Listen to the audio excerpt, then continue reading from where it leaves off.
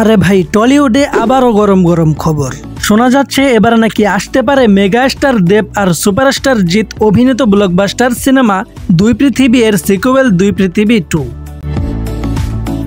2010 সালে মুক্তি পেয়েছিল মূল সিনেমা, যেখানে দেব ও জিতের সঙ্গে ছিলেন টলিউড কুইন কোয়েল মল্লিক আর জনপ্রিয় অভিনেত্রী বরখা বিষ্ট। মুক্তির পরপরই সিনেমাটা ঝড় তুলেছিল দর্শকদের মনে। সংলাপ, গান, গল্প সবকিছুতেই ভরপুর ছিল ইমোশন আর এন্টারটেনমেন্ট।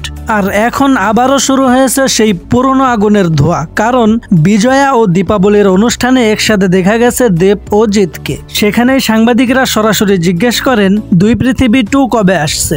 দর্শকরা কিন্তু এখনো অপেক্ষায়। তখন জিৎ হেসে জবাব দেন, এই প্রশ্নটা প্রযোজকদের করা উচিত। সাংবাদিকরা আবার বলে, আপনারাও তো প্রযোজক। তখন জিৎ বলেন, ওই সিনেমার আইপি এখন ওদের কাছে, ওরা চাইলে তবেই হবে দুই পৃথিবী 2। তাহলে কি এবার সত্যি আসছে দুই পৃথিবী 2?